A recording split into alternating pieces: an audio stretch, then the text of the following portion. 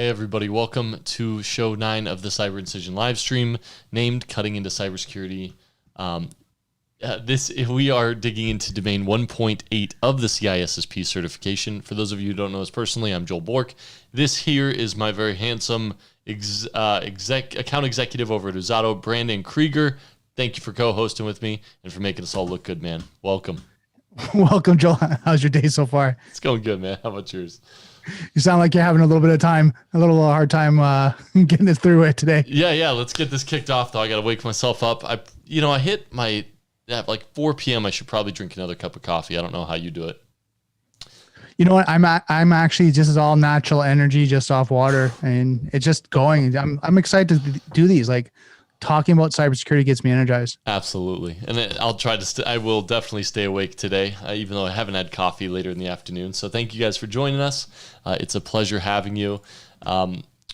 Once again, before we kick off, we're going to do a quick recap into last week's session, and I'm going to pass it over to you for that, Brandon. Is that cool? Yeah, I'm just looking here at our notes. I mean, we've covered such a lot of information when we're looking at kind of the CISSP and kind of the different areas. I know last week we kind of finished off on development, documentation, scoping, and the planning of the business impact analysis, which is referenced as the BIA. And that last week was a lot of technical information. So if you haven't watched it, go back, watch it. It's on YouTube. It's actually in Joel's profile as well. Go watch it. It's a lot of great information for the CISSP as well as being in the industry. It's true. Now, let me throw up this graphic we have, and you can walk everybody through it if that's cool, Brandon. Yeah. Here you go. So there it is. So what you guys are seeing right now is the business continuity plan. It starts with the project initiation, then walks through the steps. So you got the project initiation, business impact analysis, recovery strategy, plan design and development, implementation, training, and then monitoring and maintenance. So that's kind of the cycles that you're going to go through, and as you're writing your plan, how you're writing your plan through that. That's it. Now, one of the things, we went through a number of equations that had to do with the impact analysis, business impact analysis, and one of them was this, which is your annual loss expectancy. So your annual loss expectancy is how much money you expect to lose in a year due to a certain threat. So that is equal to a number of things. Brandon?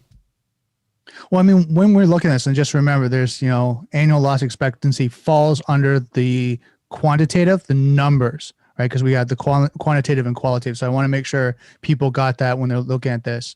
So, how much money is looking to lose. The ALE is equal to the single loss expectancy times the annual rate of occurrence. Mm-hmm. So how many times does that recur?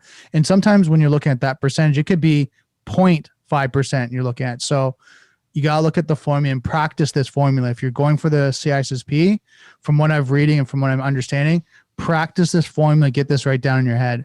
That's it. Yep. So quick example was you have a warehouse fire would cost you $250,000. The annual rate of occurrence is twice a year, so your annual loss expectancy is that $500K. So that was a quick recap for today. We spent a lot more time digging into those points last week, so that's all available on YouTube. That link is in the chat, or we'll get it to you here shortly. One of the other things we wanted to post in here is this calendar invite. So if you don't have this on your calendar and you guys are looking to add this, Sean, welcome. Thank you for being here, buddy. Thank you for showing up every week. We're excited to have you again. Add that calendar invite to your calendar to remind you to come every single week and join us for the live stream. And share it out. So a little housekeeping here. Everyone that's coming out, if you know a colleague that's either one part of the CISSP community and CISO, vCISO, have them come out. We'd love to get their insight on what they're seeing in the industry. Also, if you know someone that's studying, right, a security analyst, IT person that's studying for the CISSP, share this out for them, because we're getting a lot of great feedback that they're finding a lot of value through these sessions to be able to just not only see what the content is, but real world, as we're talking with you guys are providing great insights as we're sharing kind of the things that we're going through to be able to see how this relates into real world. What do you think, Joel? Yeah, and so we had somebody, Rod Lewis, I know we've interacted before on LinkedIn, but he gave us a thumbs up, and he has a CISSP. So one of the things that we dig into is we've been bringing a few CISSP individuals on the show. We want to try to get one per domain to actually speak through industry experience to these specific topics. So this is a great place to, please do. Please share this on LinkedIn. Happy to have everybody. That's just a calendar invite. The hard part about this is LinkedIn doesn't have a good way to share future live events. So like this stream doesn't have its own link until we kick it off. So please do share that calendar invite. Have them log in on LinkedIn Live if they're going to be studying for the CISSP with you. Get it on their calendar. Give them have them set an alarm, have them remind themselves, jump in. Let's get a group together, taking the CISSP, and more importantly, passing it. Exactly, for sure. And then we all learn together and be able to apply it in key. real world. You got it. Awesome. So this week we're jumping into and by the way, this is only domain 1.9. So we're in the first domain still. So it's not too late, right? I mean, I'm going to say there's multiple chapters. 1.8. 1.8. Thank you. Show 9. We're almost there. We're almost 1.9. Almost there. But it's not too late, right? So jump in now. It'll be easy to catch up and join us in this process. So for sure. This week, personal security policies and procedure, understanding the application of risk management, and we're going to even talk about the NDA's evil sibling. You ready? Oh, I'm ready. Let's jump into it. Cool. What is that first line? I mean, let's start off with a bang. Well, I mean, you like personal security and policy and procedures. The weakest thing that people always mention when it comes to cybersecurity is humans. Humans are the weakest element in any security solution. Well, now, do you think that's fair? Do you really think that's fair? Yeah. Have you met some people? I've met some people. I've met John. Let's call him John. I've met John where you're like the sticky note on the actual, on the actual monitor. It's the passwords 1, 2, 3, 4, 5. And you're like, really? Let's ask the audience though. Give me a thumbs up or a clap if you guys think humans are the weakest link. Now, there are some humans that are like the strongest link, right? As well. Sure. But then you're going to have somebody who's that weakest link. So go ahead and spam the clap or the thumbs up if you guys think that humans are the weakest link. Now, remember, we are a few seconds delayed, so you may see me, or I'm saying this, and you guys are a few seconds delayed, but please chat in this chat as well if you guys have questions as we go. It'll be about, 35 seconds, 50 seconds delayed? So. Something like that, but we will respond. We'll answer your questions, guys. So now I have just a quick story. When I was working site services, and I got called to someone's desk, and a lot of times you're going there to fix some issue. Sometimes you have to use the admin policy, or you have to go under their profile and try it. There was one client, I'm not going to name any names, that their password's in their drawer and on a sticky note, right? And it was 1, 2, 3, 4, 5. And they had access to information so now I had to report it and make sure that the manager knew and, take them through security training and all that. But it was one of those things where you're like, yeah, that's just an individual where you're like, this is the prime example. What you hear in courses, there's always gonna be someone that used the password 1, 2, 3, 4, 4, and my min or whatever that may be. I saw it real world, and I'm sure you guys have seen it as well. And on sticky notes to boot. That's pretty bad. And I almost have to blame the sysadmin who made it so that you could have a password that terrible. Oh, I know. Right? It's pretty bad. But so real quick before we get started, have you seen the new NIST standards for passwords? Because it makes me jump for joy. So it used to be you have to, every 30 days reset your password, every 69, so, somewhere in that time frame. And they've now said that unless there's a breach, you don't want people changing their passwords more than once a year. You want more complexity, change it less frequently, but make sure when they change it, it's nowhere similar, right? So it's something they have to commit to memory that's complicated, that would take a long time to breach, unless you're aware of a breach somewhere throughout your organization where that could have been leaked. And then Sean's saying the technical control should not allow those easy passwords. And we agree. We totally agree. Yep. Now, but no matter whether it's logical or physical, right? Humans can discover ways to avoid them, circumvent them, subvert them, or disable them, right? I mean, that's how hackers came to be. And it's funny because I've always heard this, that the best QA person is your actual end user. Because if something's too difficult, they're going to try to find a way around it. And if it exists, they'll find it. So, okay. So let me ask this. Let's ask to the community. Is there a thing that you did, and we know about downloading, is there something you did that you circumvented a system or a solution? What about yourself, Joel? Is there something that you kind of go, you know what, I did this one thing and I circumvented the system and being able to get it? I mean, you gotta know I used to be a pen tester. So yeah, we've gotten domain on a number of client sites where it's like, yeah, we're not supposed to see this data, much less all your other clients' data. So it's been bad. But from a user perspective, nothing's coming to mind right now besides some of the cool stuff we've done pen testing. So I know on support, I'll use a support role first and then a personal one. On a support role, a lot of times when you had to get access to someone's permission, you'd always have to get the pop-up and they'd have to give permission. Mm-hmm. Well, we were able through the network to be able to go through the registry and shut that off. Shut that off. And just because it took so long to get them to get it, and then maybe they weren't there and I needed to install a software, do that. So I had to go through like a shell, connect to that system, get in the registry, shut that off, disable it in the registry, and then go back in and remote control with no access.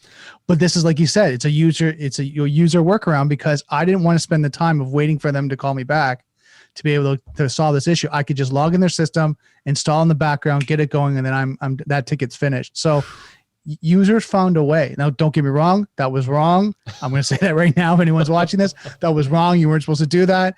But again, it's things that you kind of try to do it because now you're trying to be efficient. You're trying to be, with your time, you got other projects going. So you're trying to do all that side. Now on a personal side, I mean, you use proxies or whatever to, download movies or get access to, because for us in Canada, sometimes things are not licensed. And I don't do this anymore, but I used to, right? When I had a proxy, I used to be able to kind of go through and go get, movies from Netflix in the States I wouldn't have access to in Canada. Well, so even all stuff like that. Even right now, I'll be on the VPN because I have to do part of my job. But if I hit something that's and a lot of the time I'm doing investigative work, right? That's just the name of the job. But I'll hit something that's policy violation. It's I actually need the code for that. So I'll just drop off the VPN and it's bypassed all security controls. Right. At least web filters anyways. But yeah, right. The end user finds a way. So there you go. And that's just two examples. And I said proxy, I meant VPN. Sorry, guys. But yeah, I use the VPN. I just kind of go across and I go across to China, United States, whatever that may be.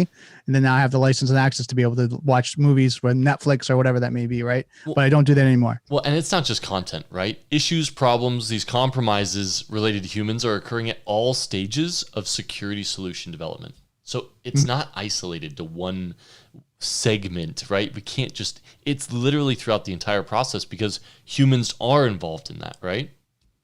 Right, for sure. Yeah. Right. And this is because humans are involved, like you said, with throughout the development, deployment, and ongoing administration of any solution. Yeah.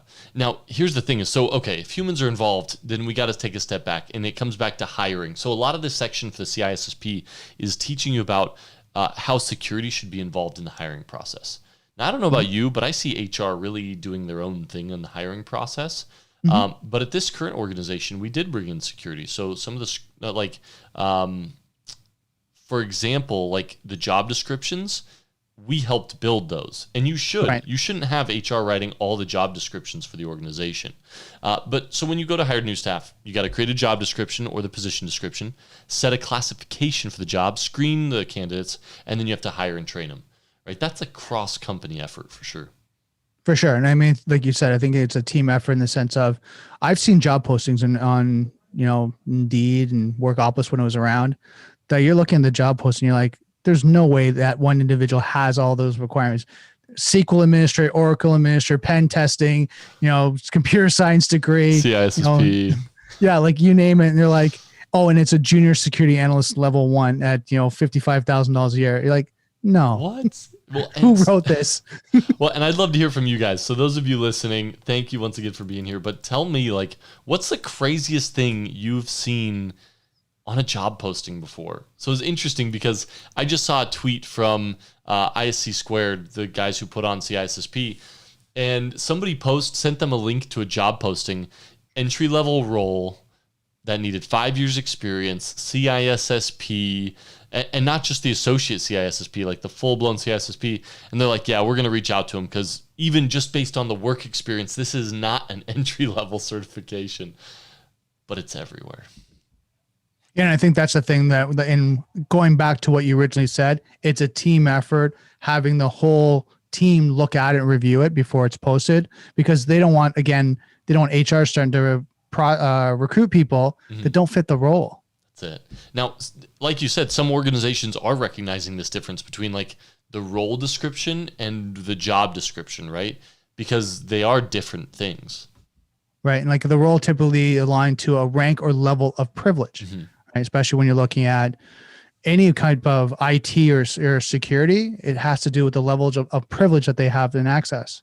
Well, the job description may specifically assign responsibilities and tasks. Yep. Now, you have to remember, right? These people are going to be added to your organization because there's a need for their skills or experience. So the job description has to map to those responsibilities. But then you're also going to have to figure out what that role is, right? Because the person who comes in may not have been the person you expected. Where you're looking for more mid-level, they could be senior, and their role could be different from the actual job description. Right, exactly. And that's what we're talking about right now is the organization should address relevant security issues, right? As they're going through this, making sure that recruit meets that position and they're going through the background check and the job description. All that has been, sussed out before the actually interview process. That's it, right? And also during that process, assigning a security classification to the job description. And a lot of the times this comes pretty standard. Like when you get onboarded, you'll be assigned these certain permissions. Now, as we've talked about, that can creep over time, and we'll discuss some of the responsibilities from the organization perspective later on in this class. Yeah, and job description important design and support of a security solution. However, many organizations either have overlooked this or have allowed job descriptions to become stale and out of sync with reality. And there's a times that you find this when companies grow, right? And then when they start to grow and, say John now has 2 roles or access to 2 different areas just because he's moved up in the position, but still has access to that old area. Yeah. Well, have you seen your job description? Like if somebody was going to if you were going to hire somebody to fill your role, what's the job description that exists right now? And does it cover the things that you're required to do? What about you guys? I'm curious because I know mine, like not a chance. When I see my job description and from how it's grown since I started, yeah, it'd have to be updated. Yeah, definitely. And no, if somebody would have told me I'd be doing cloud and Kubernetes and like health and monitoring, right? I would have never even thought I would have qualified for this job. But you hire people and they grow to go above and beyond for those roles. Now, there are even some organizations who have to craft job descriptions to be in compliance. A couple of those are like SOC 2 or ISO 27001. They do annual reviews of their job descriptions. I think it's a good practice. What about you? Well, what I see is, with cybersecurity, it's so important right now for us to kind of look at what's the job role and what's the actual requirements. Like what are you seeing, Joel? Like when you work in, pen testing in your area, what are you seeing? I'm seeing people who apply who don't have the exact skills we need. So remember when we were prepping for this, you said, hey, I was looking at going pen tester. I was looking at going OSCP, and because that's like, when you see OSCP, you're like, oh, snap, that dude's elite. Right? Like he can do the job of whatever pen test. That's not the case. Like OSCP covers network. But like what we were doing was mobile application pen testing, web app. We would also do the network, but like you'd get these guys in there pen testing web apps and they didn't know what the heck they were doing. So it was very interesting to see that, the job description would say one thing, we want OSCP, we want this, we want that. And then the reality came down to it and it's like, well, yeah, we want you to have that, but the role you're actually going to be doing is this. So it's interesting to see. Yeah. And I think we see this kind of on 2 scales. People get caught in that, what I consider the catch-22, right? They want that job, but they don't have the experience to it, right? They're trying to break into security and trying to get in. Maybe they don't have the experience to get that. So they modify the resume a little bit. They try to do some things on the side and try to get up to that level where it's hard. That's why I consider that kind of a catch-22 to meet the requirements of, the job description. And maybe you're not just there yet. So it's kind of both sides where you can be overqualified or underqualified. It's true. Now, and this kind of comes into the few elements that are in line with the organizational processes of these jobs, right? So you have to focus on separation of duties, you have to focus on job responsibilities, and you have to focus on job rotation. So we're going to dig into each of these. Pretty sure we know what you guys know what these are, but we want to jump through them just to repeat it, right? Repetition is how we learn, and if you're going to pass this exam, you can have no question in your mind when it comes to these terms. Fair? It's also, when you guys are talking, it's good to have this down in your mind when you're talking to clients and educating your clients, your staff, your team, having this down pat too. Cause I mean, these are conversations that I've had too, right? And day in and day out, like you're talking about, for example, separation of duties, right? Separation of duties is the security concept in which critical, significant, and sensitive work tasks are divided among several individuals, administrators, or high-level operators. Yeah. And I think that's important to see, is because I mean, sometimes you have people that run both roles, right? And having that separation is so important. Well, and I see it often, right? That you have an information security officer, and tell me if you guys have seen this too, right? In the chat below, tell me or give me a thumbs up, but you have an information security officer or a CIO, or you have that IT guy who's the single point of failure. And one of two things could happen. He could put in his 2 weeks notice today, and you guys could be in big trouble, because in 2 weeks, there's a lot of tribal knowledge that's walking out the door with him. Or this person could subvert vital security mechanisms, right? So not just bypassing them or finding a way around them, but has access to them. And right, so when you think about separation of duties as an application for the principle of least privilege, you have to focus on that. And then collusion is the other part. Right. And collusion is the occurrence of negative activities undertaken by two or more people. And often the purpose of fraud, theft, or espionage. By limiting the power of the individuals, separation of duty requires employees to work with others to commit larger violations. So that's why separation of duty also on a security standpoint, not just for roles and responsibilities, but also on a security standpoint, is really important, because then you can audit too. And we'll talk about that a little bit later. Well, and I've got a quick graphic real quick. Let me see. Okay, so here it is. So this is talking through separation of duties, right? So you'll have the admin tasks above. So you have database management, firewall management, file management, network management. And some of them have one admin, some of them have two. So you're talking 7 administrators for 5 different tasks. Now, that's key, because you don't want your firewall management to also be owned by your file management.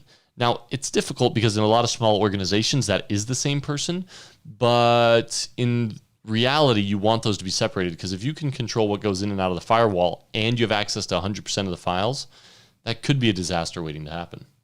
Right. And I mean, you bring a good point. The cost, and let's talk about like actual business requirements, right? Business requirements to have a database administrator, have a firewall manager, have to kind of account, at $100,000 to $150,000 each. I mean, you're building out your team, and that can be very costly. So it might be more cost effective for a small to medium sized company to have that 1 or 2 people that do a lot of these things. So even if you're looking at that, separating the roles in that way. So the admin 1 can only manage the firewall and the user accounts, where the admin 2 can only do the database and then something else. So then you kind of separate that and maybe have failover to a junior guy that can back up, the database guy, and a junior guy that can back up the firewall, just because of cost, right? Things like, we've talked about in the sense of you have failover, kind of hit by the bus scenario. Well, if you lose your main guy, now what happens, right? Yeah, and you got to be training up the next one, right? Right? And that's where the job responsibilities comes in, right? And I apologize. I was talking through that graphic and I didn't actually flip over to it, so I did while you were talking. But we're back. So, but yeah, so that's the job responsibilities, right? So certain employees have the responsibilities, and then they're required to train up the next generation. So if they do leave, which is inevitable in IT, I think the average is 3 years on the job, Brandon? I've been hearing it's depending on the actual role too. Like security, I've been hearing anything from 2 to 3 to 2 to 4 years. IT 2 to 5, depending on the company and the benefits and all that, right? And the growth. There's a lot of different variables right now when you look at IT, how people are moving very quickly. Well, so hold on. Let's take Sean, for example. Is that cool? Because we're here in the live stream. So I'm going to click over to Sean's profile real quick. Okay, he does not quite bend to that rule. I'm seeing 20 years at Attorney's Title Guarantee Fund as an ISO. So he's raising up everybody's average. So thank you, Sean. You give us hope that we could find a job that we love for a long time moving forward. And spend 20 years there. That's right. That's what Brandon wants. He wants to stay. He's looking for longevity. Yeah, I mean, that was the one thing. I mean, I get like having the conversation when you talk about the job responsibilities. Sometimes you get that peak. right? And I know for like the Ontario government stuff, like sometimes people get to that peak and they can't move up. There's no up openings. There's nothing there. So it's moving out, right? You got to move out to move up. Yeah. And that's tough, having to move out to move up, especially, you know, well, and then there's the other thing is like, once you guys get your CISSP and you become a CISO, I mean, unless you're going CIO or CFO or something like that. CEO, yeah. COO maybe. You know, you have to move laterally. That's what it is once you get to C-suite. So I think their average is 2 years. So, and then also I'm looking at Salome, and it looks like, so she's been working over at SPG for 2 months, and then Robert Half Technology for 9 months, and Rams before that for 2 years. So, right. So you do see that often, and especially now, a lot of people hop in roles. So no matter where you're at, IT is still the place you want to be. So sorry. Oh, it's constantly growing. I mean, that's, you know, hats off to everyone that's in cybersecurity or working towards that. It is such an amazing field to be in, and it's constantly growing. And we were talking about this, like things are changing daily, right? It's, you know, it's constant. It's, you never know what's going to happen tomorrow. So you're always learning, you're always developing. Yeah. Now let's hop back to, you're always learning, always developing. And when we're talking about these roles, the next one is job rotation. So not just you want to avoid collusion, right? Because when people are in the same roles for a long time, it gets a little stagnant, right? And those people may start thinking of other ways to make money because they're bored doing what they're doing, and it may be easy. They may have automated some of it. But job rotation is not just avoiding that, but it's also developing a more well-rounded employee. So if you have somebody like Sean on your team who's a rock star, who's going to stick around for 20 years, he's going to be able to play backup to a number of roles and be prime on his main role, right? That's key. And then I don't know, I don't see they mention that in the book, but, you know, personal development, you know, a lot of companies have personal development plans, right? So when you get into a job, you look at personal development plans. So job shadowing, job rotation, things like that start to happen so that you can move up. It gives you some excitement about the role versus being on an assembly line. You come in, you do that job, and that's all you do for 37.5 hours a week, day in and day out for, you know, you're just like, I just don't like to do this. But, you know, shadowing, job rotations, things like that really kind of give you that excitement to keep learning something new. That's it. Now let me fade over real quick. So in security, this one was talking about, you know, going from network management to database management to firewall management to user account management. We see some of this in our organization. Really, it comes down to, you know, I did more SOC work. So I'm thinking of like alert management, but we would do endpoint alerts, and then you'd pivot over to network traffic alerts.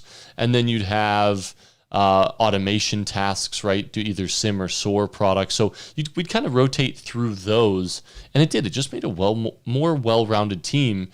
And you always had somebody you could go ask who was better at you than something. Now, the other thing we did was we'd pivot on analytics, right? So I don't know if you know much about analytics, Brandon, but they require a lot of tuning.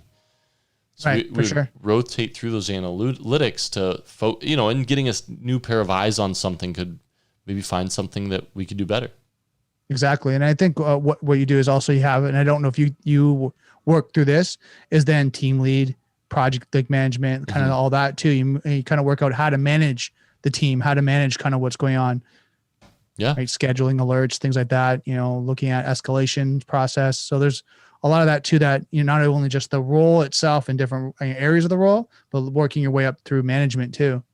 Yeah, absolutely. And then one of the things that I think is really interesting about this is, and if somebody from my company's on, that's fine. They should probably do this to me, is checking privileges and accesses, right? It's probably time I do a self-review of my own and terminate some of the accesses I no longer need. But that's really important, because as you rotate roles and as you move somebody from one to another, remove the stuff they don't need and give them new permissions to the stuff they do. This is going to reduce things like fraud, sabotage, theft, misuse of information, etc. And then we'll talk about this a little bit later, but that's why when you change roles, there actually should be a security policy in place, right? As you're changing roles, there's going to be a submission, there's going to be a process that goes through, there's going to be a review. So very important. So the assigned privilege, permission, rights, access, and so on should be periodically reviewed to check for privilege creep or misalignment with the job responsibility. Privilege creep occurs when workers accumulate privilege over time as their job responsibilities change. And that's what we're talking about right now is, I'm an offender. There should be an actual policy through that that actually goes through. And then, as you change roles, congratulations, HR puts in a request, and now security has an evaluation on which groups you're part of and to move you around a bit and remove you from permissions from one group to another group. And then now it's nice and clean, right? Yeah. But some companies don't do that. They don't. And I think the hard part is when you have employees who are good at something, you push them to stay in that direction, right? So if you're good at something, it's hard to pull them off, because then you might have a talent shortage in one area. But the longer they're good in one area, the farther. I like that privilege creep. That's good. I bet we will see that on the exam as well. Yep, for sure. And then we kind of touched on cross-training, right? So cross-training is going to enable the existing personnel to fill the work gap when an employee is unavailable, right? So either emergency, vacation. I need to take a vacation. Oh, do you? Do you need some time off? No, and I don't know who's going to fill my shoes when I do take vacation. That's the interesting part. Well, and then we have to talk about that, like cross-training and making sure someone's, can be your replacement, right? Yeah. So, I mean, now when you look at this, you look at, you're deep in thought there. Yeah. Look at training, who to train. That's it.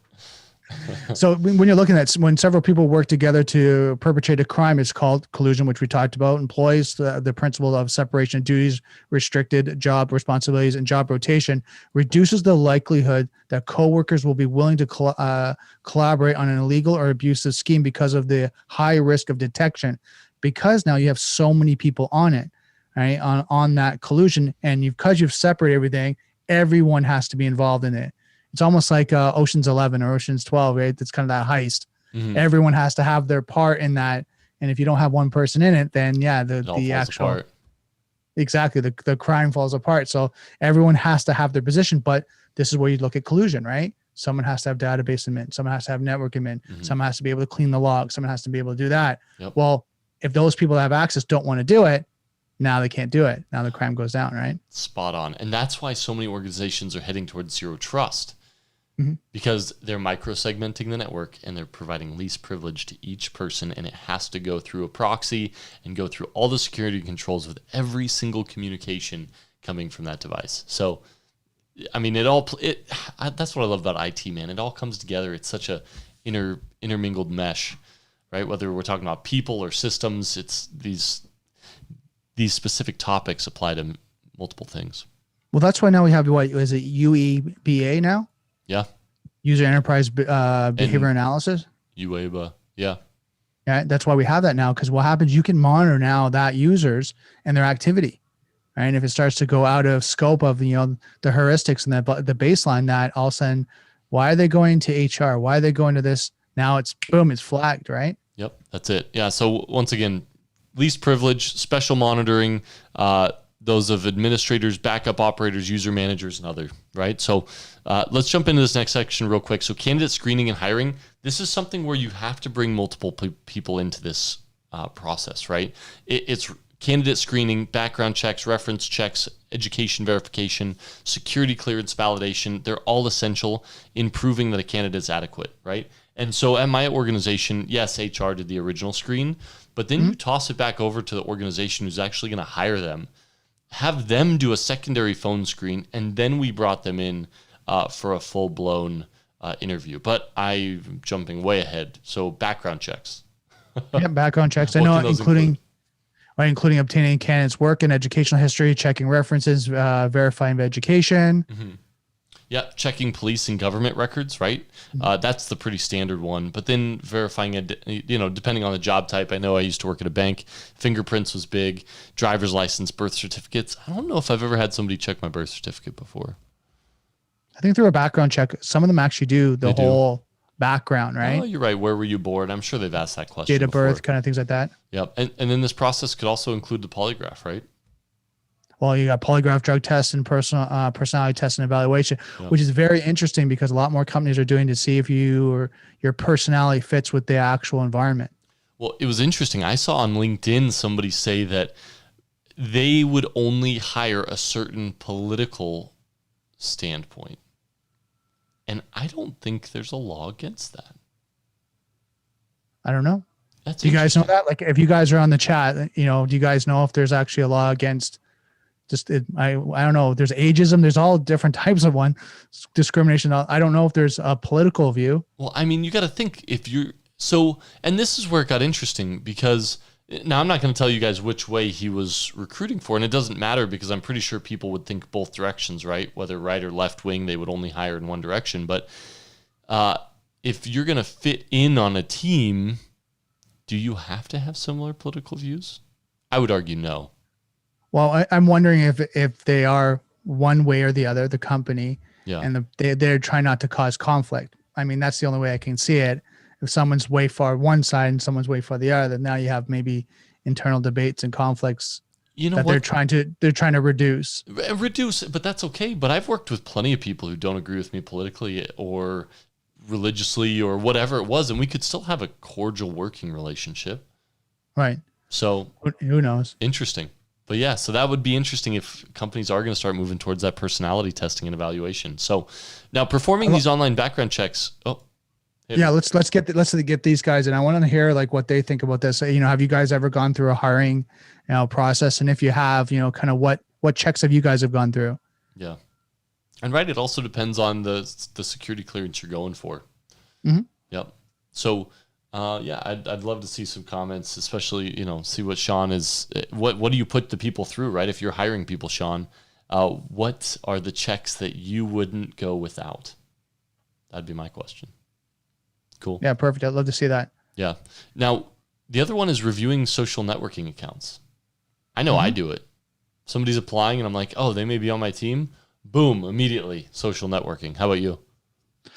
So here's a funny thing. I used to teach and go out and do speaking, and I went to high schools and I talked to them about one thing to watch out when you're going actually on interviews, that companies were doing this now to start to clean up your social media from at that time was Facebook, Twitter, Instagram at that time. But again, there's a lot of things that they are putting on there, that, companies would look, negatively on, and then they wouldn't even the company wouldn't say, here's what it is. You just want to get a call back. Ooh, we had a good one. I didn't even think of that, Sean. He said standard background checks, of course, but he said he also includes the credit checks. Right? Okay, financials is huge. And it was interesting because we were at poker night, we were talking about a neighbor, and it was interesting because, you can get in trouble when somebody's stressed financially. They could get into some serious consequences pushing for that next paycheck so they can pay their debts. That's a huge differentiator. Good. Thank you, Sean, for that share. Awesome. Yeah, no, it's very true. And you kind of think about that's why they're so concerned, because they, security guys have a lot of times keys to the city, right? Mm-hmm. They have keys to everything. So, if they're kind of stressed, what says they don't take, what was that? I was trying to think of that one movie where it was a comedy one where I don't think it was The Office, but it was something along that line where they're actually stealing money and they move the decimal one decimal over. Oh, do you know which one I'm talking about? I want to say Office Spaces, but that's not it either. No, I know exactly what movie, but they just scraped the penny. If you guys, oh, it was a classic. You guys know, if you guys remember, but I just remember just that reference as we're talking that right now is that they were actually, the guy was coding. He's supposed to be really good at math and all that, and he moved the decimal and he was stealing more money than he expected. How do I not remember that movie? Oh, it looks like there are a couple real examples of that happening, of people just stealing a few cents from every bank account. But yeah, that's interesting. Office Space. I got it right. It was Office Space. There you go. Yeah. Yeah. So Sean said he's in a financial institution and they deal with banking regulation. So yeah, you can't get a job in the financial institution if you don't pass a credit check. So bankruptcy, not a chance. And that's, so when I was in the financial industry, I had to talk people off, it's so easy. I'm not going to say it's easy. It's a stressful time for everybody involved, but filing a background check, sometimes there's a better choice. And you don't always have to file bankruptcy to get out of debt. It takes focus, takes dedication, but you can do it.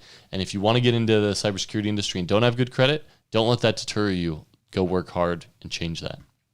Well, and here's just a side note for you guys. Talk to someone about it. Mm-hmm. Talk to a few people. Don't just kind of take your first option. Go talk to someone.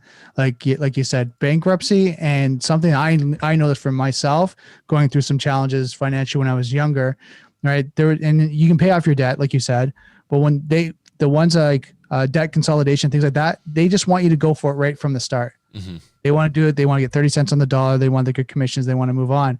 Where, like you said, Joel, if you work hard, pay off your debt, pay off the creditors, do all that, then you can, work your credit out at the same time. And that's what I did.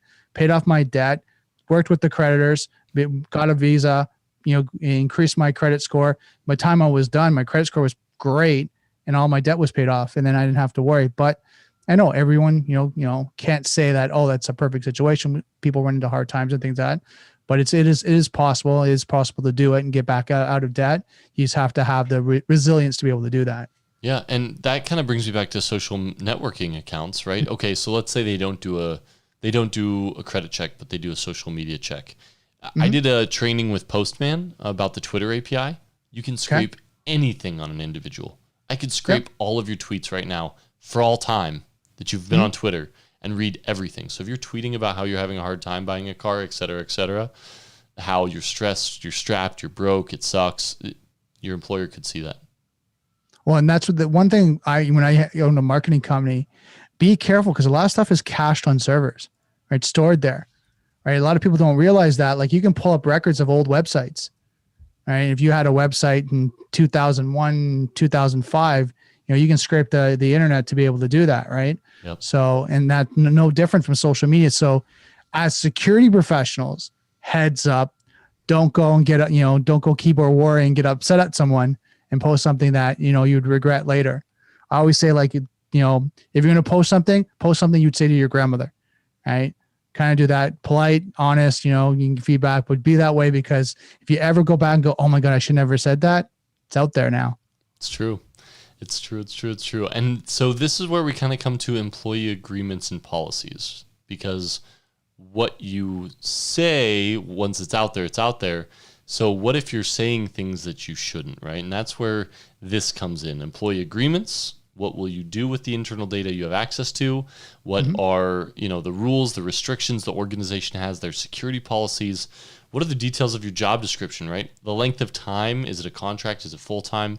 All of this is going to be in employee agreements and policies. Right.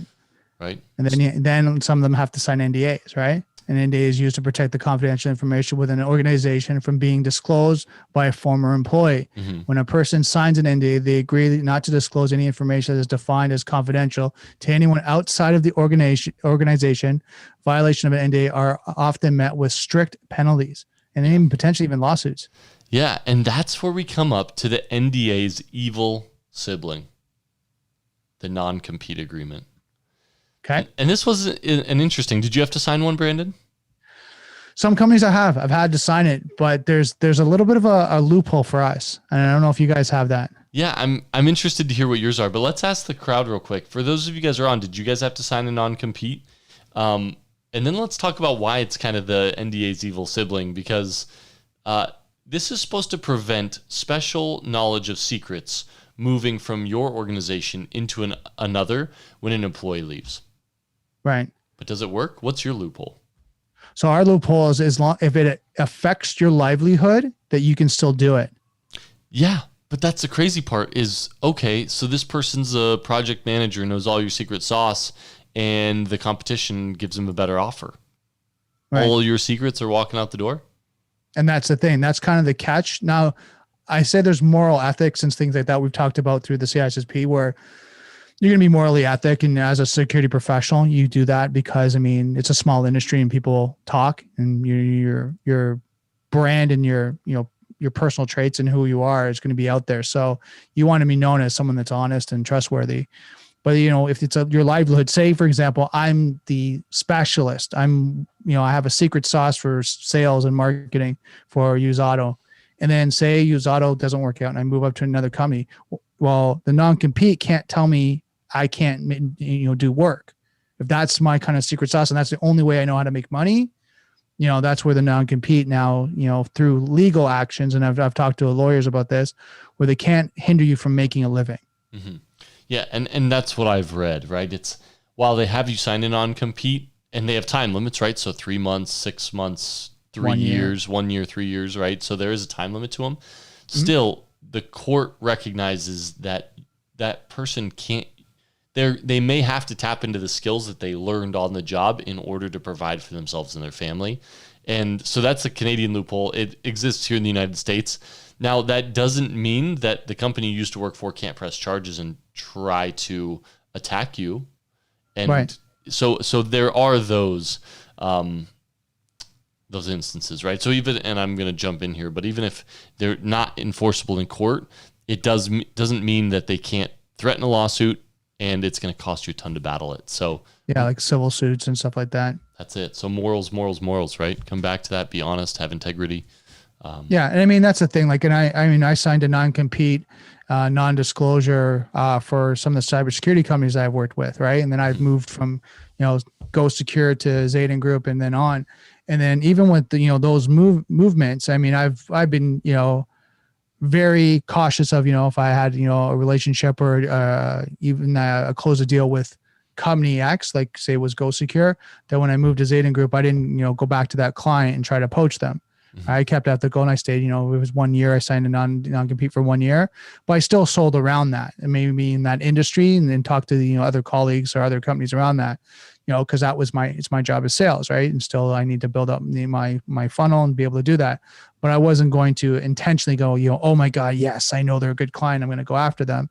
That for me is ethically that I didn't want to do that because I had a good relationship with Go Secure and Zaden Group and all that. And I wanted to keep that rapport, right? That they knew that I wasn't going to, screw them over. Right. But that's the thing with security. And that's why I want to bring that up is security. You just have to be very mindful that as you move up, people talk, especially in different levels and companies, and they, everyone has a relationship that you want to be able to be known as that. Yeah, he was a good guy. Maybe it didn't work out. But yeah, I really trust him, and I'd give him a referral or recommendation. Mm-hmm. Well, and not just your employer, but your previous clients too. You want to, you don't want to go to another company and immediately call up your old clients and be like, "Hey, come jump ship," right? Like, because while you may offer a better service now, I don't know, or if you were to jump ship, but still, there's that stigma, and like people don't forget that feeling that you put them through. Well, here's something on a security standpoint too, on a sales side and a business side for me. Previous if you told too, your client that was a good solution, right, and that was the best solution for them, they're trusting you in that. You don't want to be that guy that's like the, ambulance chaser that, oh, by the way, this other solution's even better than this solution. And then the next solution's better than that. You want to be able to have trustworthy that was the best solution at the time. And that's what I gave you, and then what happens as they come back and later, maybe they're going for renewal of that. And maybe your non-compete's over with and they come back and ask you, then at that point in time, say, look, you know what? I've grown since that. We've learned a little bit. Technology's evolved. Then educate them through that. Like what the steps you've gone through to evolve. But don't go from like in a sales guy, don't go job to job trying to sell those old clients the best solution, the next generation best solution, right? It just loses credibility to your validity as being a security professional and a professional in the industry. You're right. But if you have a better product, don't be scared to go say, hey, well, I know you, you know me, like we've done business before. Let's do a head to head, right? Let me show you what we have is better and why, right? And then you're, like you said, walk them through it. Mm-hmm. For sure. All right, now let's talk, because we kind of did jump into this a little bit, right? What happens if you do have to terminate somebody so the onboarding and offboarding process, right? So onboarding is when you're bringing in somebody, you have to add them to the identity access management system, and then you have to give them their role, or if their position changes, you'll have to change their levels of privilege or access, etc. Right. Then offboarding is reversing of this process. Mm-hmm. It is the removal of any employee's identity from IAM, identity access management system, once that person has left the organization. This includes disabling or deleting their account, revoking certifications or certificates, canceling access codes, and terminating other specific granted privilege, even like badges and access to the building. This also includes in informing security guards and other physical access management personnel to disallow entry into the building to the person in the future. And I think that's very important too, because if you don't educate the full company, some people might let that person back in. I mean, we talk about tailgating, right? In security, when they got, I remember someone was talking about studying the Security Plus. One of the areas they talk about is tailgating, right? And that, hey, you can go out for a smoke with the people in the, that go on for break, and then you can tailgate them in and go, oh yeah, I forgot my badge, I forgot my pass. And now that guy's into the office now, or that, person's in the office now. So they might have malicious intent. So yeah, he knows how to get into your server room and The rest is history, right? Right. Yeah, and so the important thing is that these need to be clearly documented, right? So if you're in security and you know HR doesn't have your offboarding procedure clearly documented, please, please, please review that. Make sure it's consistent throughout the organization and it applies, you take into account compliance and regulations or maybe even contractual obligations that you have. For sure. And then onboarding can also refer to organizational socialization. This is the process by which new employees are trained in order to be properly prepared for performing their new job responsibilities. And I know, bless my heart on my boss, right? But we had to hit the ground running with COVID, right? Because of all the separation. And then he's been supportive and helped me kind of remotely. But in this time when you're hiring people, it's a lot harder. Right. So you have to have those processes in place to be able to say, look, how do we get these people up to speed, not only just for their job and their role and what they're doing, but also with the organization? Well, and you were talking to me about like ongoing accountability as well. Right. For sure. It's difficult, right? Especially in these times. So I'd be curious how you guys are handling it because, especially offboarding right now, if everybody's remote and potentially across the country, right? Because we've been fully remote for how long now? They may have moved or they're taking vacation. And what if they're offboarded? How do you get your assets back, right? Right. So it's interesting problems. So let's talk about that. So I worked with CBT Nuggets, and they're in Portland, Oregon. Okay. So I worked in Toronto, Ontario, in Canada, and they were in Portland, Oregon. So I had to mail my stuff back. Wow. Right. So I had a laptop. I had a different technology. I can't remember if I had anything else, but I think I had a few things that I actually had to mail back. Right. So I had to do FedEx or Purelator, one of the courier companies. I got a cool picture for you. So I'm going to throw this on the screen for everybody watching, but this is all of the things that an employee could have. Right. And it's not limited to this, right? There's not even a laptop on here, but like sometimes companies send out monitors, right? Phones, tablets, smart cards, keys, employee chairs, chairs, right? Like, especially when you work from home, like, are you going to send a truck out to pick that stuff up? I know some companies, which are, great, they have ergonomic desks that go up and down, right? Mm-hmm. And that's all company assets. Yeah. Well, and it was interesting. So one of the things we did an office sale when they closed one of our offices, just because a lot of people are going fully remote, but all of the filing cabinets, they had these rolling filing cabinets that they were selling to employees. Probably 75% didn't have keys. Okay. Because as we, employees came and left, we never collected the keys for all that stuff. So There's got to be a process around assigning keys for certain file, and it's tedious and sometimes it can be painful, but you got to document the process. Right. Yep. Yeah. Perfect. Cool. So then it comes to exit interviews. So when possible, exit interviews should be performed. However, it totally depends on the mental state of the employee. So here's an interesting one. So before we get to exit interviews, Sean had a comment. He said, we've been sending messengers in some cases to pick up equipment. Okay. Like messengers, like are they employed people by your company, Sean, or is it like a third party to go knock on the door and say, hey, I'm here to pick up your laptop? Like it probably wouldn't be too difficult to hire a runner like that. What do you think, Brandon? From the courier companies, it's normally a courier company that's been bonded. Okay.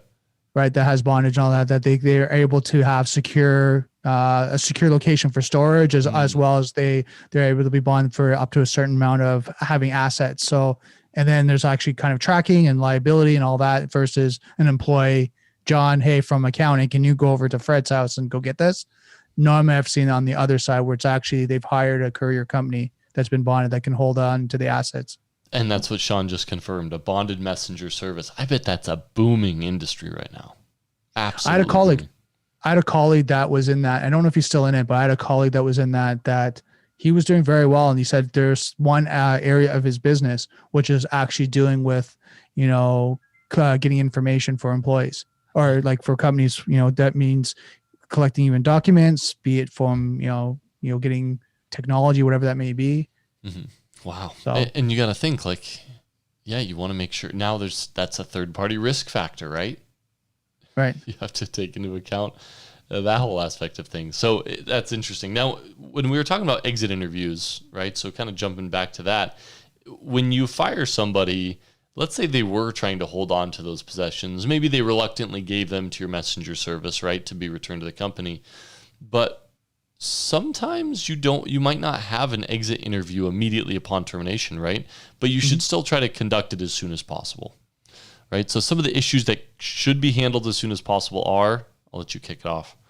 We'll make sure the employee returns any organizational equipment or supplies from their vehicle or home. And hopefully they're not storing their laptop in their vehicle. Hopefully not, but you got to disable their network user account. So I know we do this before we just have to. As a computer company with source code, you have to remove network access before you even let them know, just to minimize the risk. The one I've had a few times where I've transitioned out or been laid off, where you're disabled in the exit interview. So you're called into the office. Interesting. You're called in, you're kind of going through it. And then as you're going through it, it's being shut down in the background. They're like, it's almost at 3:00. We're having this meeting with him to make sure at 3:00 you start shutting everything down. You disable his accounts, do all that. And then I had one where it's like 3:15. They go, can you check in your email? We have to send this document. I'm like, I can't get in my email. My email's disabled. And they're like, perfect. Thank you for confirming. Yeah. Just to let you know, you're let go. Goodbye. Yeah. Have a good day. Oh yeah. That's rough. And it's just the name of the game. Like when you let people go, you have to minimize risks. Sure. And even if you think that employee would never do it, once again, this is a documented process. It's nothing personal. Right. Right. Then you have to notify human resources to issue any final checks, pay any unused vacation time, and terminate benefit coverage. I got a good story. Can I tell it? Yeah, go. Yeah, go ahead. I know we only have 4 minutes left, but it was interesting. So my wife works at an art center, and she's a teacher there, and then she does her art on the side. But this art center had been hiring art teachers. They would teach one class maybe, and then they would go off and do their own thing. And years later, they were still getting their benefits. So they would still get a free membership to all. And Columbia Association has gyms, has all kinds of resources that they had free access to. And I'm talking not 5 or 6, like tens of employees who used to work there. So COVID hit, they got audited. It's like, whoop, that all ended real quick. But yeah. Right. Yeah. So, wow. But it happens, right? And that's just one example. Now, do you guys have a story that you guys want to share about that? About, benefits and kind of, going through that process? Have you ever gone through that? I know for me, going through that, there's some things that you kind of wonder, like for the exit interviews for us, for myself, there's times where my exit interview wasn't like for a month later.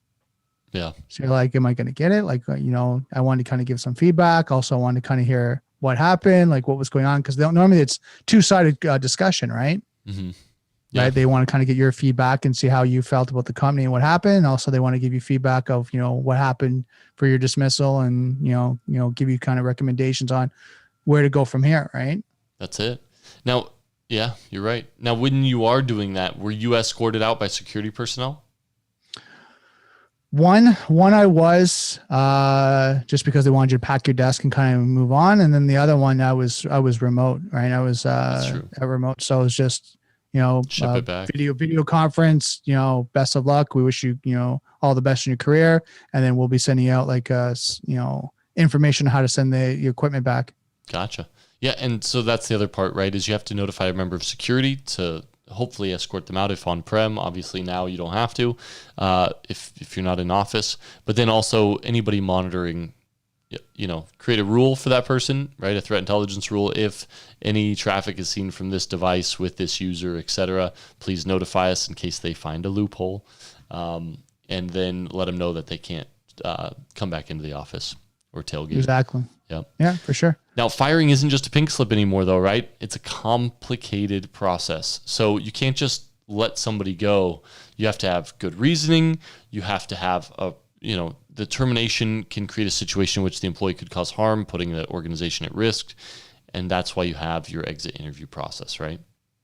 Well, I know right now, and I have a colleague that's been going through like a challenge with one of their employees and going through the process, but it has to go through stages. Mm-hmm. Like especially, I don't know, in the United States, but in Ontario, there has to be, just in as simple as they have to be, a verbal kind of meeting, discussion of the challenges, Yep. a written warning, and then it has to, in between, there has to be time for development, personal development, and that employee to be able to change. So you have to go through it. And then eventually at that point, you have to find just cause to be able to do that. So there's a lot to it. You just can't say, I don't like you, or this is just not working out, and let them go, because there can be labor disputes. Like the guy's been doing a job. What happened now? Wrongful termination lawsuit, right? Well, and then don't get me wrong. Like we have COVID and stuff, and there's financial issues with the companies and things like that, which, companies do that. But if it's everything's going great with the company and the organization, they just kind of lay off for no reason, then you have issues, right? So that's why, the companies have to, and we're talking on the company side, they have to do their due diligence. That's it. Now let's run through these one more time, because there's one on here I didn't even think of. So IT department has to request the return of the computer devices, etc. Disabling. Yep. Yeah, go ahead. Disabling network account, blocking personal identification numbers or smart cards, revoking a parking pass. I didn't even think about that. Distributing a new company reorg chart. I know a lot of companies haven't done that during this COVID time, right? Because things are still settling. Positioning a new employee in the cubicle, right? So maybe you have to move around physical assets, or allowing layoff information to be leaked to the media. Right. That's a lot to think about. A lot of moving pieces. Well, this is why the plans, you need to have a plan in place, right? Yep, that's it. And that's why we're talking here today, because you should know these things. And when it comes to the exam, what are some things you got to do? So it is 8:01, Brandon. I think we just about made it. We just about made it. Yeah. Cool. Well, guys, thank you. Oh, go ahead. Before we finish off, guys, comment below. Like, let's kind of hear what you guys thought of today's session. And was this something that you have gone through, something that you really found informative? I know, Joel, when it comes to labor and comes to things that we're talking about right now, with COVID right now, I think it's so essential to be aware of this and remind companies, because they're going through transitions. They're laying off staff. People are going on furlough. Like, they're trying to transition. And it's because of the pandemic. It's not intentionally. It's not because they want to lay off staff. It's now the transitioning. So having these processes in place. Yep, that's it. And put those processes in place. Take this, implement it at work. Everybody, thanks so much for joining us. Looks like we had a couple participants who gave us claps. Sean, thank you so much. Rod Lewis, thanks for joining us.